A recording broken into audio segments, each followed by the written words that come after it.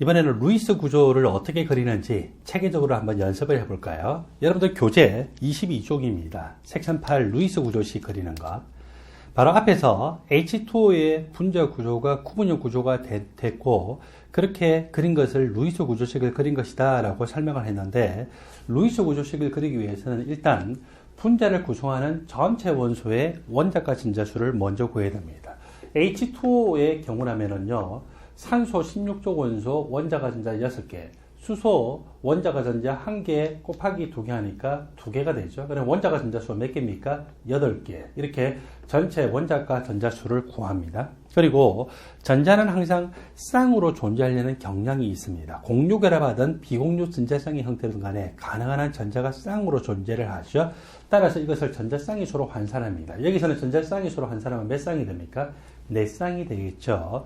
그래서 여러분들 H2O에서 이 O의 주위의 전자쌍이 하나, 둘, 셋, 4쌍. 그래서 원자과 전자쌍이 4쌍이 됐잖아요. 그리고서 분자 구조를 그릴 때 기본적으로 대칭 구조로 그리는데 어떤 것을 더 바깥쪽에 그리냐면은 전기염 송도가 더 크고 작은 원소를 바깥쪽에서 그립니다. 그러므로 F라든지 O 같은 것들이 대부분의 분자 구조에서는요, 바깥쪽에 존재해요. 여러분 생각에 H2O에서는 O가 중간에 존재하잖아요. 이건 어쩔 수가 없어요. 왜냐하면 수소는 결합을 한 군데밖에 못 하거든요. 그러므로 어쩔 수 없이 O가 중간에 있는 경우도 있지만 대부분의 경우는 F나 O와 같이 전기염 농도가 큰 원소는요, 바깥쪽에 결합이 됩니다. 그리고 중간에 있는 원소는 전기염 농도가 작고 주기가 큰 원소죠. 그렇게 그리는데 어떻게 그린다고요? 가능한 한 대칭 구조에 가깝게 그린다는 거죠. 그리고서 이제 8전자규칙을 만족해야 되는데 8전자규칙이라는 것은 H2에서 보시는 바와 같이 O 주위에 원자과 전자쌍의 수가 몇 개입니까? 4개죠. 원자과 전자수로 따지자면은 전자쌍 1개당 전자 2개씩이니까 몇 개? 8개. 이렇게 원자과 전자수 8개, 원자과 전자쌍의 수가 4쌍이 되도록 저렇게 맞춘다. 그걸 우리가 8전자규칙을 맞춘다라고 하죠. 그렇게 8전자규칙을 만족하도록 그림을 그리다 보면은요, 어떤 경우에는 8전자규칙을 만족하지 못하는 원소가 생겨요. 주로 중간에 있는 원소. 왜냐면은 8전자규칙을 우리가 어디부터 만족시킨다고 했냐면은 바깥쪽에 전기염 농도가 큰 원소부터 만족시킨다고 했거든요. 그렇게 하다 보면은 8전자규칙을 중간에 있는 원소는 만족이 안 되는 경우가 되는데, 그런 경우에는 중간에 있는 원소의 8전자규칙을 만족하기 위해서 바깥쪽에 8전자규칙을 만족하도록 한 고원소들의 비공유 전자쌍으로 파이 결합을 형성하면 돼요.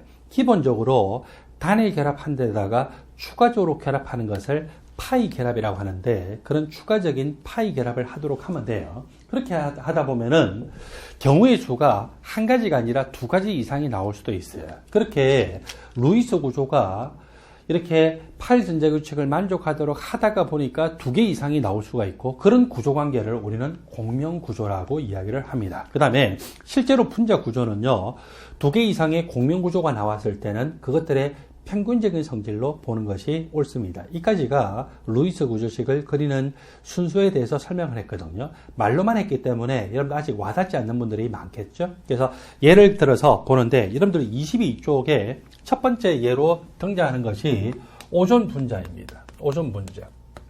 오존 분자부터 따져볼까요? 첫 번째는 뭐를 구한다고요? 전체 원자과 전자수 구하죠. 산소는 16조 원소, 원자과 전자 6개. 그런 산소가 몇 개? 3개. 그래서 곱하기 3을 하면은 전자수로 따면 18개. 전자쌍의 수로 환산하면은 나누기 2를 하면 되겠죠. 전자쌍이 9개로 나왔어요. 그 다음에 세 번째로 기본적으로 단일 결합을 유지를 하긴 하게 돼 대충 대칭 구조로 그린다고 했죠. 그래서 이렇게 이 산소 3개가 존재를 하면서 이렇게 단일 결합이 유지되어 있어요. 그 다음에 대칭 구조로 그리면은 3개인 경우는 선형 구조를 그려야 되지만, 원래 오존 분자가 선형 구조가 아니라 구분형 구조라는 걸 저는 알기 때문에 제가 그냥 구분형 구조로 그렸어요. 선형 구조로 그린다 하더라도 나중에 결국 전자쌍들 간의 반발력을 구하려면 구분형 구조로 나오게 되어 있습니다. 그 다음에 네 번째로 어디부터 8전자규칙을 만족한다고요? 바깥쪽 원소부터 만족한다고 했죠. 자, 단일 결합을 하면서 원자과 전자쌍 9개 중에서 몇 개 써먹었냐면은 하나하나 2개를 써먹었어요. 원자과 전자쌍이 7개가 남았죠. 자, 여기부터 8전자규칙 만족합니다. 전자쌍 하나, 둘, 셋, 넷. 8전자규칙 만족. 즉, 전자쌍이 4쌍이라는 거죠.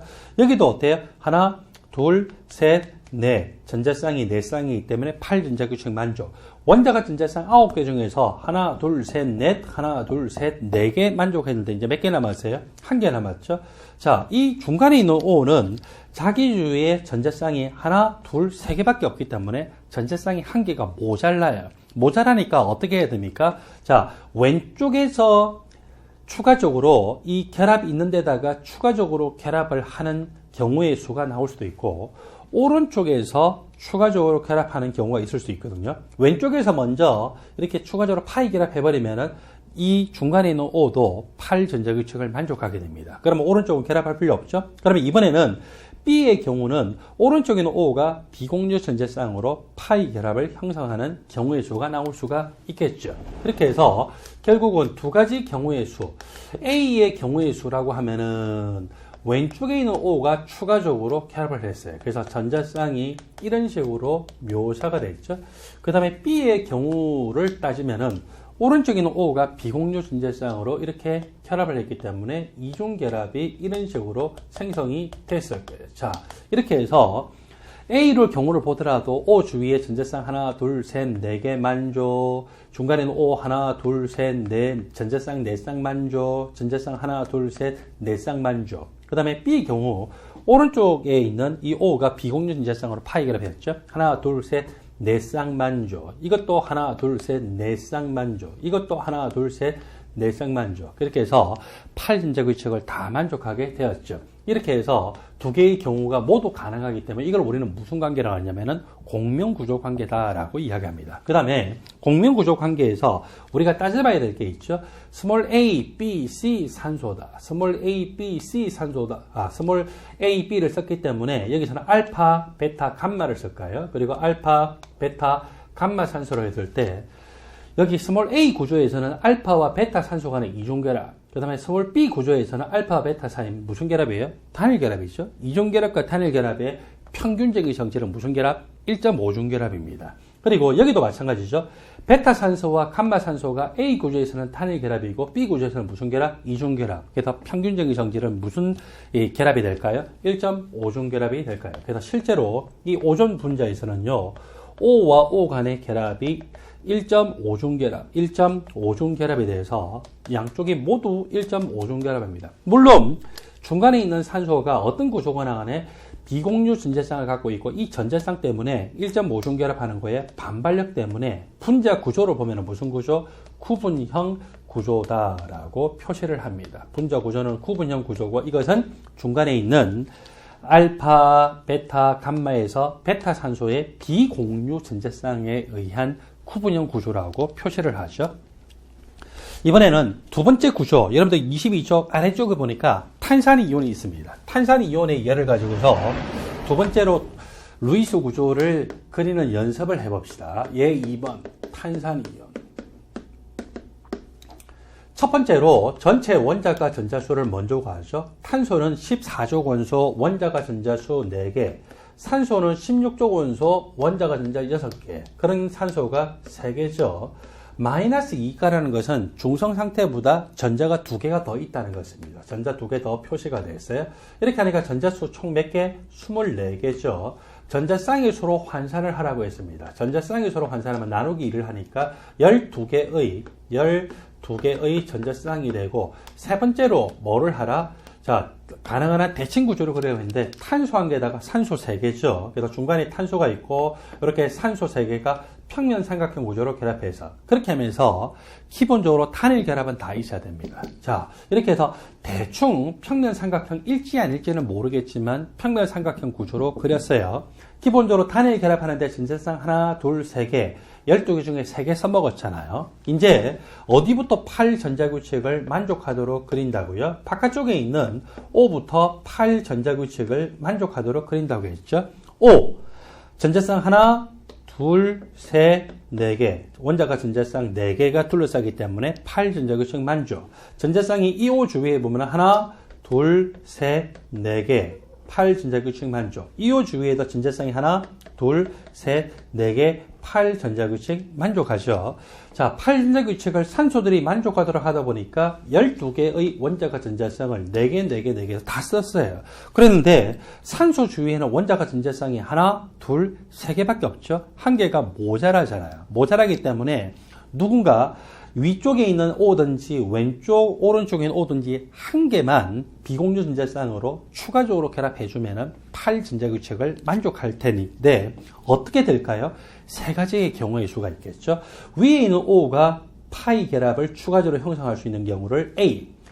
그러면 이번에는 다른 건 하나도 추가적으로 결합하는데 왼쪽에 있는 O가 추가적으로 파이 결합 형성하는 경우를 B 경우라고 하고, 그 다음에 이번에는 오른쪽에 있는 O가 추가적으로 파이 결합 형성하는 경우를 C의 경우라고 생각하시면 되겠죠. 그래서 다섯 번째 경우의 수를 따져보니까 총 세 가지 구조가 나타나요. 먼저 A 경우, 그리고 B 경우, 마지막으로 C 경우.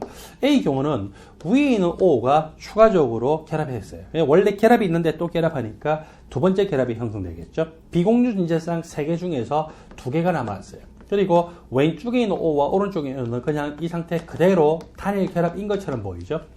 B 경우의 수를 봤더니 왼쪽에 있는 O가 추가적으로 결합하고 있어요.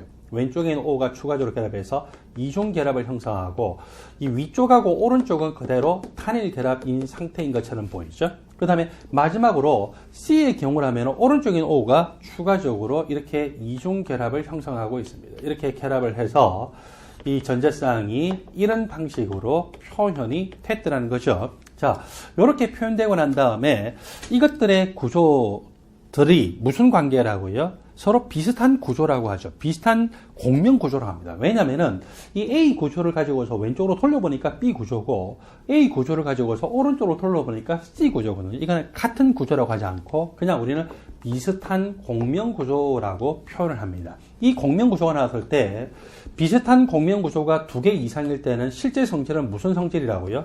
평균 성질이죠. 자, 위쪽에 있는 O를 알파, 그 다음에 베타, 감마라고 했을 때 알파, 베타, 감마, 알파, 베타, 감마.